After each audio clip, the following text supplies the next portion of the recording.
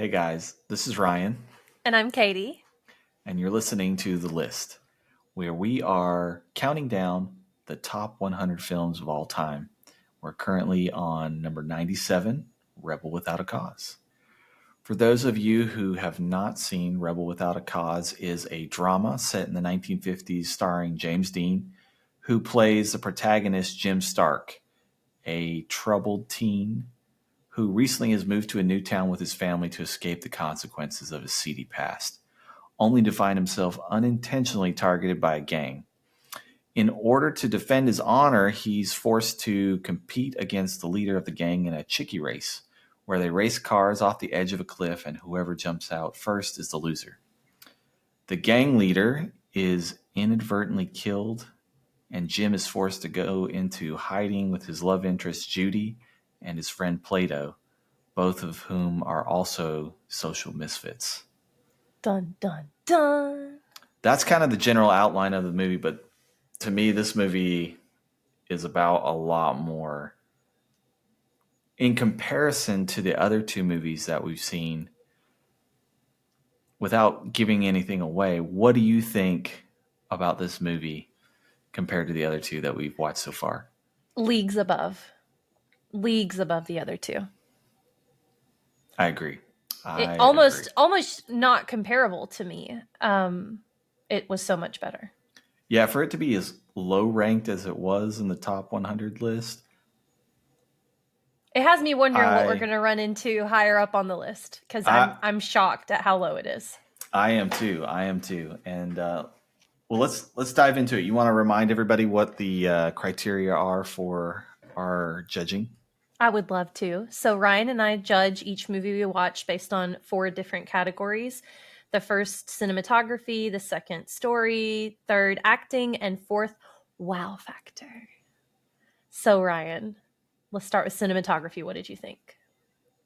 To me, the cinematography was not, especially looking at something just coming from an Alfred Hitchcock movie. It wasn't anything special to me. Like it wasn't bad, but nothing really jumped out. It was all just it was good. I think there were some scenes though, parts where it was filmed where, just the part where one of the parts where he's getting out I of know the exactly what you're going car, to say. Yeah. and there's another scene towards the end of the film when they're all kind of together that just kind of play beautifully into the whole theme, and I think it really portrays exactly what the director was trying to get across. There's this moment where the camera is looking kind of down with Jim and Judy, and then you have Plato kind of sitting at their feet, and it's almost like they're this little family sitting Mm-hmm. together in this abandoned mansion, hiding from the other gang members. And I think that's really where the cinematography shines in this. It's not the camera angles, it's just everything was set up perfectly and in order to convey the exact message and idea that the director wanted to convey. And I Sure. think that was done masterfully. So out of 10, So hard. I mean, so difficult to say. Let me think about it for a second. okay. What was your thoughts on the Well, cinematography? first I want to say that I'm excited for the day where we watch something and it's an immediate 10 out of 10 because none of the movies that have been on the list so far are on there for cinematography. And there has to be. In the 100 movies there has to be one that's on there partially because of the incredible groundbreaking cinematography. And I'm very excited for that, but this was not one of them. He's having a fight with his parents and he wants to do the right thing and his parents want him to do the thing that's going to be best for his life. And the camera tilts and we're watching him with a tilted camera view, and then it keeps riding as it goes back to his perspective, and then as it comes back to his parents again, the camera tilts again. I thought that was interesting. It showed there was a lot of thought put into the cinematography. However, I would say that it's slightly above average and give it maybe like a 5.8. it wasn't bad. There was no point where I was like, oh, why is it filmed this way? I'm feeling sick or I'm not seeing everything I need to see. It was done the way it needed to be done, but nothing groundbreaking. It's very subtle. Yeah, I And I agree. don't know if the subtleness of it is, I think it is actually, is just genius. Like that you don't even notice it's so flawlessly done. Yeah. Even now thinking back and just some of the colors in the scenes and how it's set up, I think I would rate it a lot higher than a 5.4. I would probably do like a 7.5. Wow. And I will say, I think the last film we watched actually was rated so highly because it's groundbreaking cinematography. Yeah. But I don't think this one screams originality, Yeah. screams cutting edge. I think it's just done to precision. Okay, That's what I so would say. we both gave so like 5.8 and 7.5. 5, Okay. 7.5. Yeah. Let's move on to story then. What did you think? Amazing. It is absolute masterpiece from beginning to end. I'm going to say that a lot during this. Masterpiece. Like, not only does it convey a really interesting story that literally captivated me from the opening credits to the very end. Like, I was sucked in. At no point did I not think this was believable. At no point did I not think these characters were pushing it too hard. And it's a beautiful story. Like, I mean, this is art at its finest. Like, not only did it tell an amazing story, but emotionally, I felt like it reached it, emotionally, it reached out and grabs you. And to me, that's what movies are supposed to do. And this one hit the nail on the head.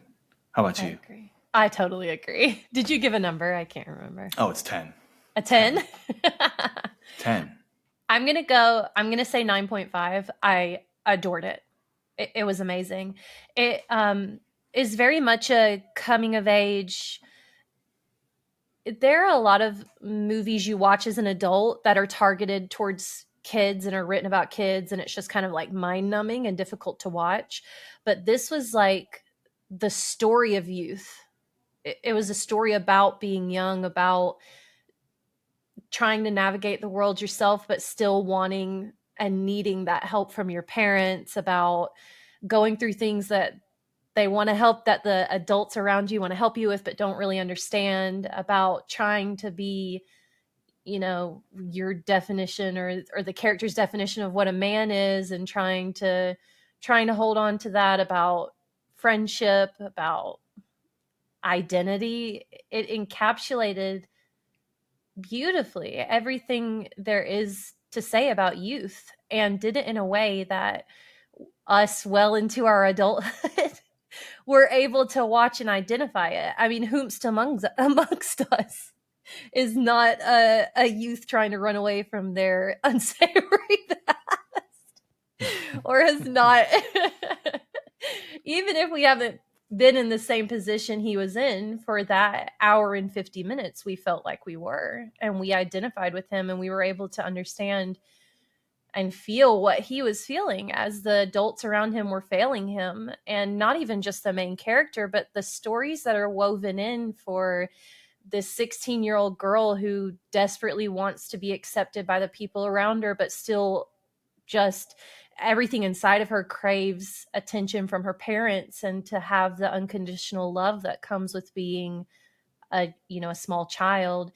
And she's torn between those two worlds that she's in. And then you have Plato, who, by all means should be a secondary character that you maybe aren't that invested in, but you're so deeply invested watching him live this life where no one cares what happens to him. Every adult in his life is failing him, and you're just rooting so hard and feeling what they're feeling. And it is so masterfully done, and there's not an ounce of heavy-handedness in it.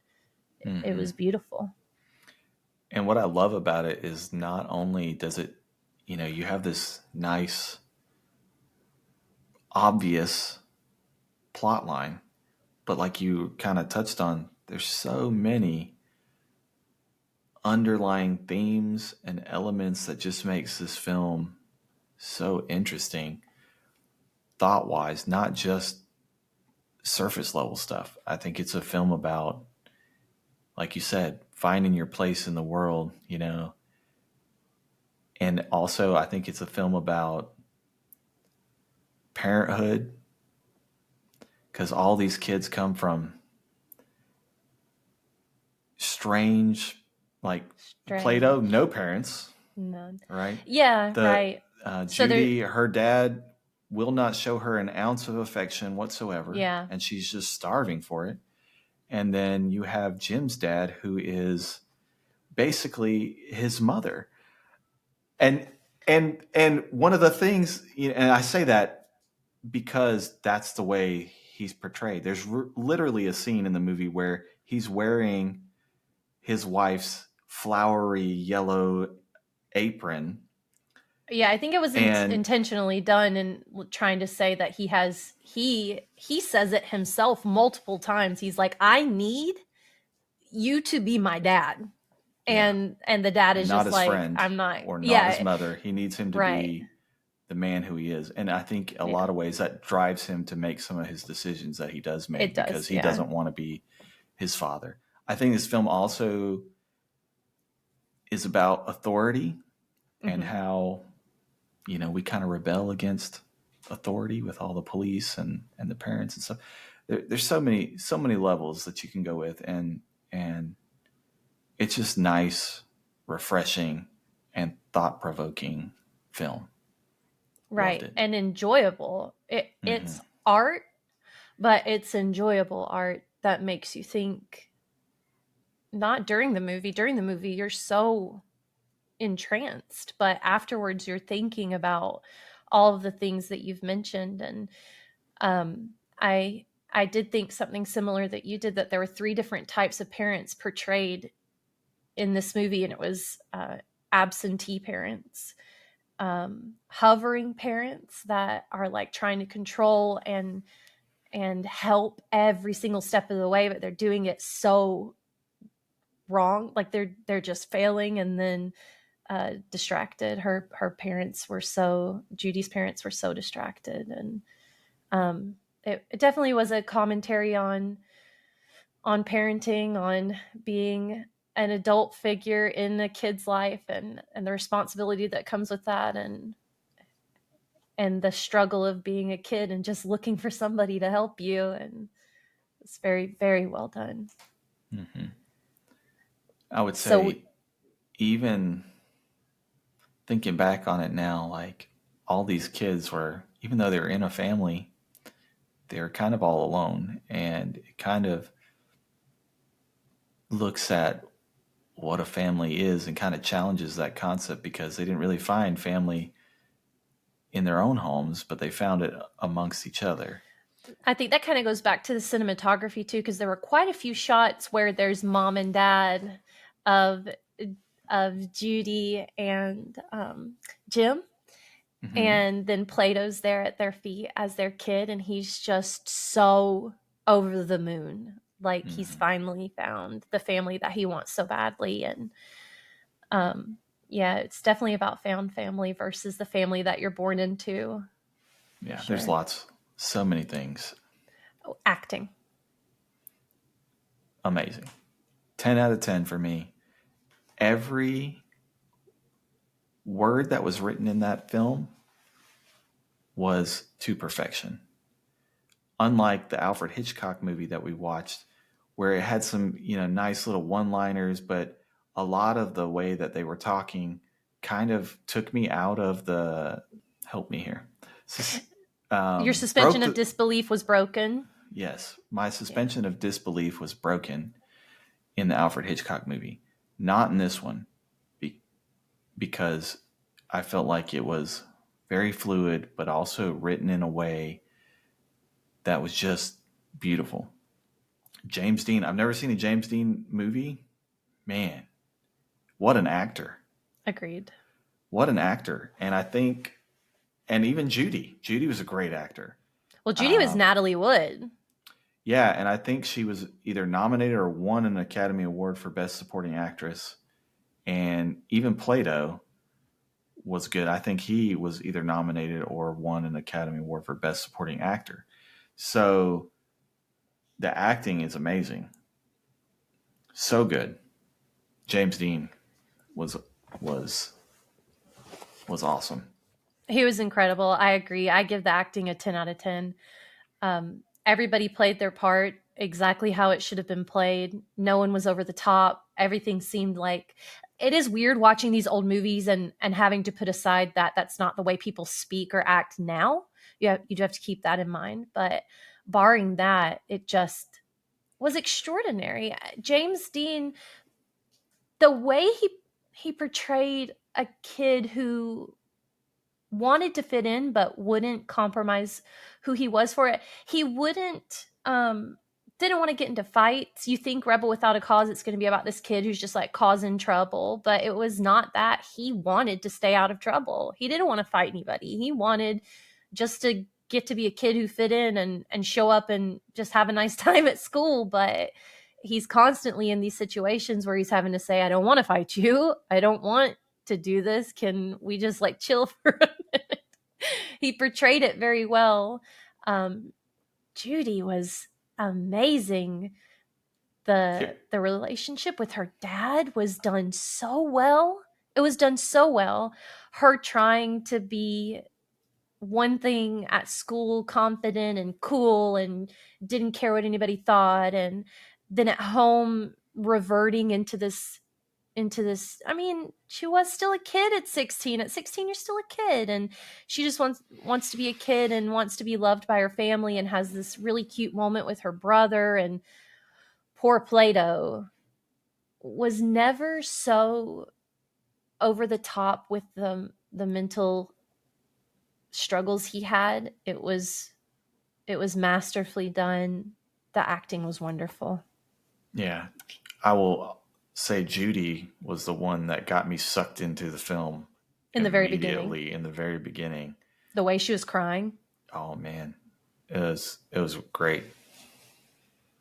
10 out of 10. It was, yeah, I agree. A 10 out of 10. And yeah, her crying in the beginning was so genuine. It makes me wonder, what are you thinking about? What happened to you to make you be able to cry like that? It seems like, because in the beginning she's done something. She's like it doesn't really say exactly what she did, but it's hinting that she's like out looking for company or whatever. And they come upon her and she's basically doing it for her dad's attention. And she's sobbing in this way that's what you would hear. It sounds like you're overhearing someone in real life have a breakdown.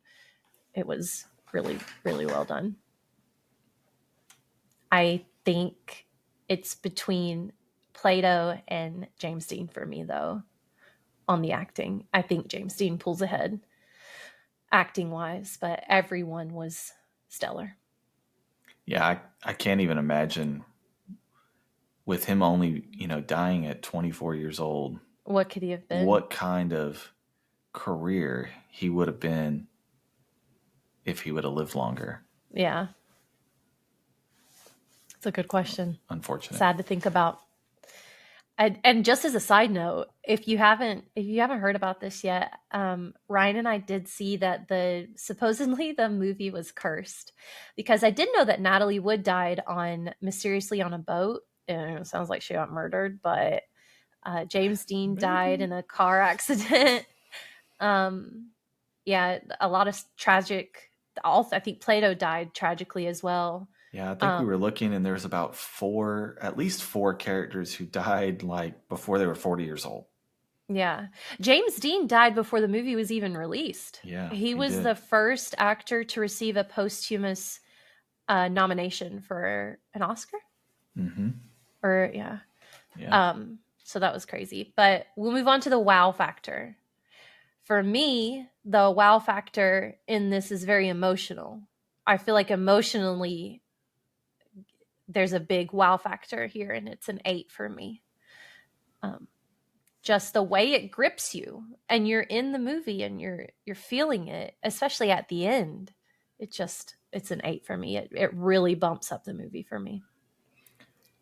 For me, the wow factor in this is different from the other two movies we watched.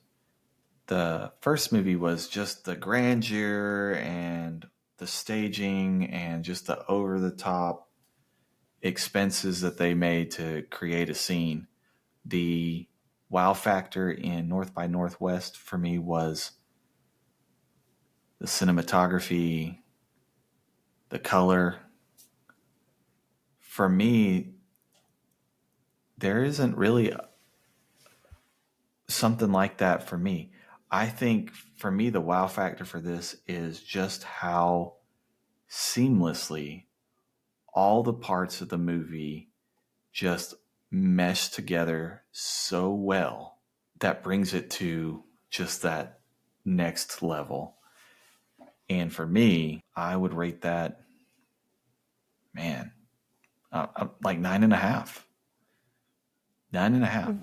When you were rating North by Northwest this high, I was Mm-hmm. flabbergasted. But with this one, I get it. I think my ratings have been a little lower than yours mostly, but I get it.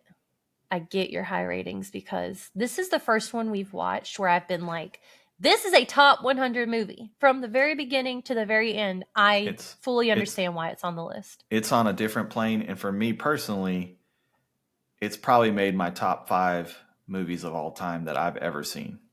Not just I like my personal. I would watch it again over and over and over again. I would recommend it to anybody. It is an absolute masterpiece. I would never watch the first two movies again. North by Northwest because I hated it, and Yankee Doodle Dandy because like I feel like that's a movie you like watch once and you're done. Yeah. What's the point of ever watching that again? This is the kind of movie that you could watch. I don't rewatch movies. I hate rewatching movies, but I would rewatch this movie in a heartbeat. And I'm glad you brought up the recommendation thing because with Yankee Doodle Dandy, we were kind of like, we would recommend this if you're into Americana or into musicals.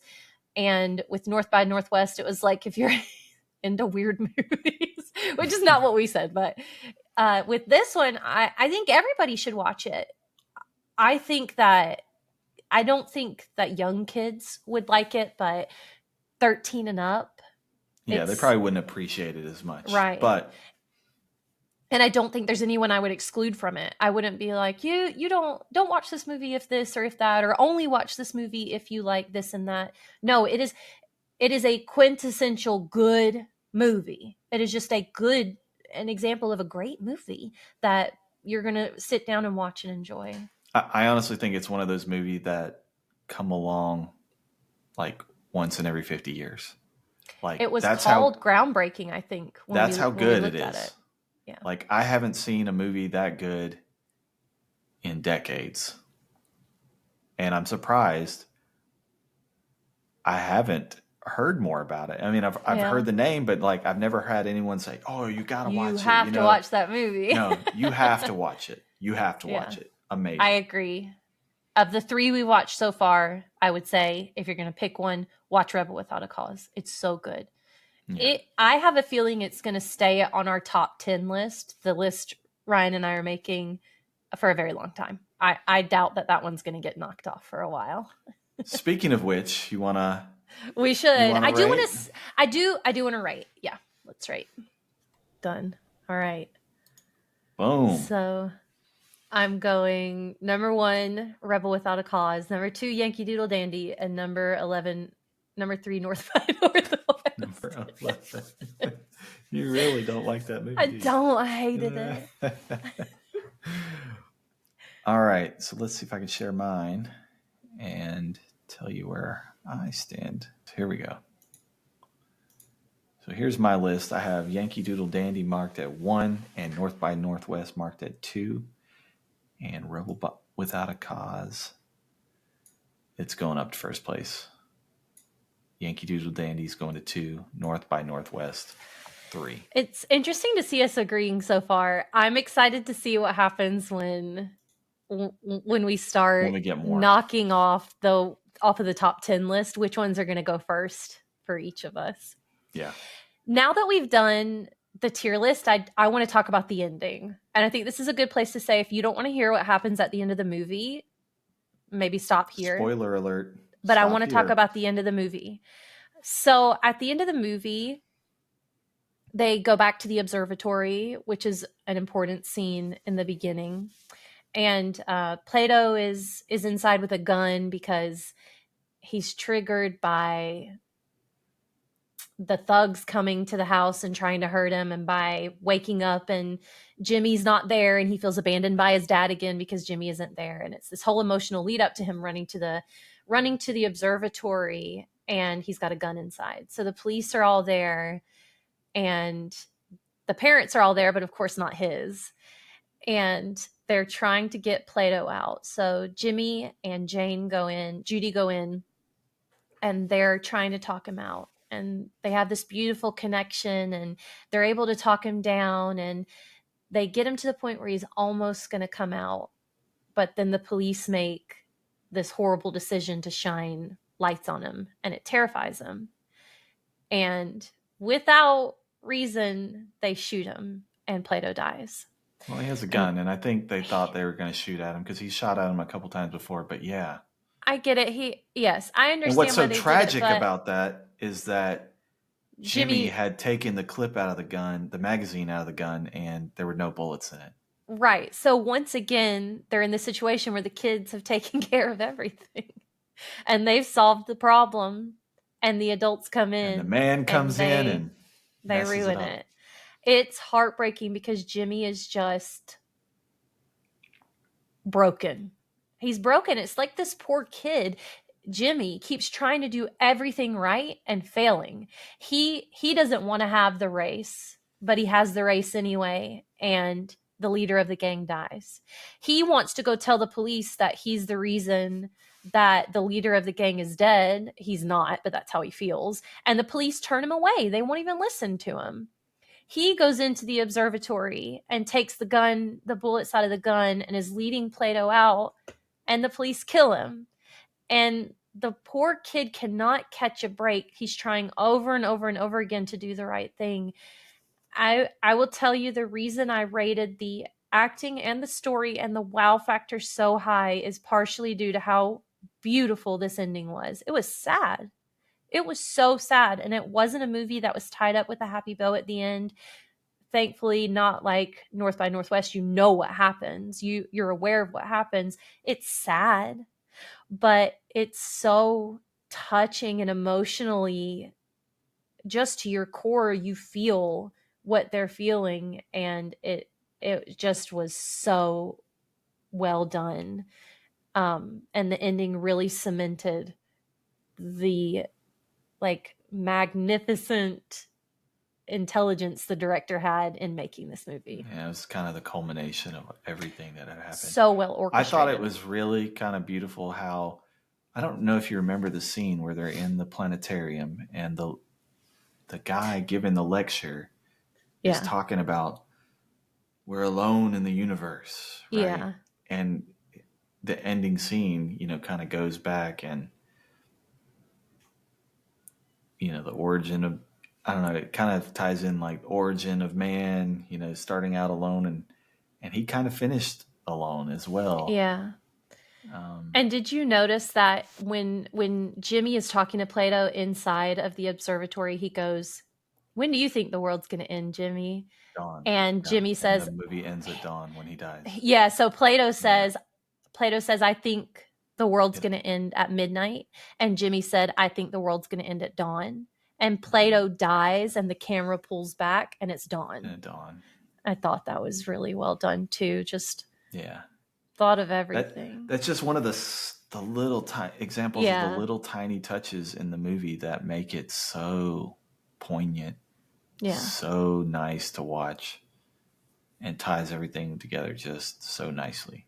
That was the ending, and then the scene with the dad and the mom after he's telling them that they want to go to He wants He to go to wants the to go to the police. police, and they're like, no, don't go to the police. You're going to ruin your life. And he said, just give it 10 years.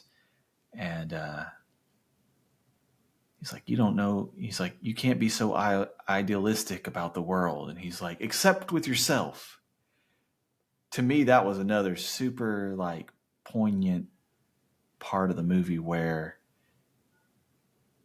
they were driving home the point of the movie again is that this young teenager, everybody was trying to not have him a cause or something to fight for. And that's all he wanted was something he He could wanted grab a something hold to of believe in. to believe He in. wanted Yeah. something. He's like, give me a purpose. Give Mm-hmm. me. It wasn't a story about a kid who was like, you hear Rebel, like, you go into it thinking, surely this is just a bad kid.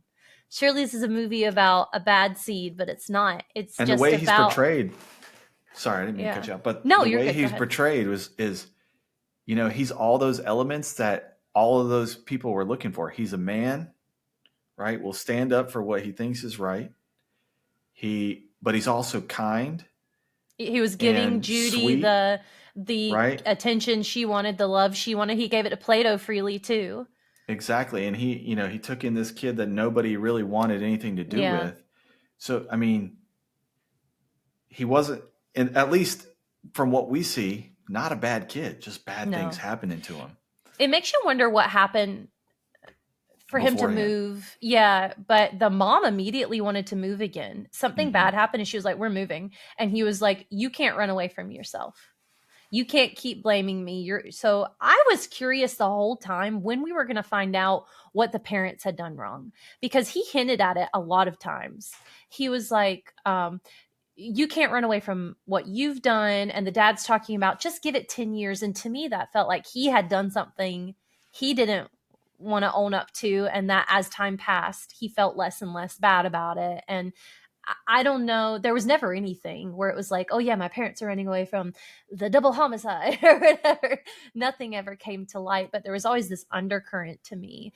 And I think it almost is just a a way of saying that they had lost their idealism and lost their purpose and their cause, and they were kind of just floating through life hoping everything was hunky-dory and nothing ever went wrong, and when it did they ran away from it, and he Maybe, we just don't know. wanted, yeah. Yeah. Why? Let me ask you this. I don't know the answer. I don't know if there is an answer. Why was Plato named Plato after Well, the they philosopher? say, do they ever say why, or does he just say that to the policeman? In the very beginning, she says that everyone His calls him friends call him Plato, and Plato. she's like he's a philosopher. Did I don't Plato know. die a tragic death? I don't know. We probably should know that, but I We don't probably should know. look it up. Is it because he was weird? Weird. He was a You think weird that? kid, I and mean, I don't yeah. know.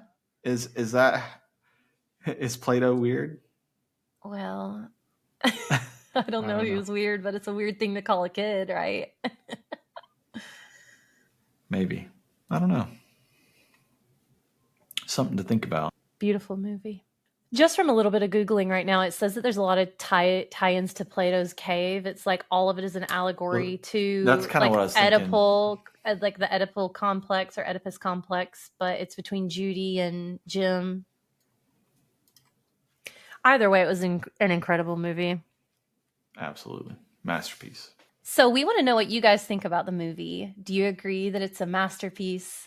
Do you think it should be ranked above the other two movies on the list? We want to know your thoughts in the comments. So let us know where you would place it in the movie so far and what you think about the balance of thought provoking and enjoyable, or if you think it shouldn't be on the list, period.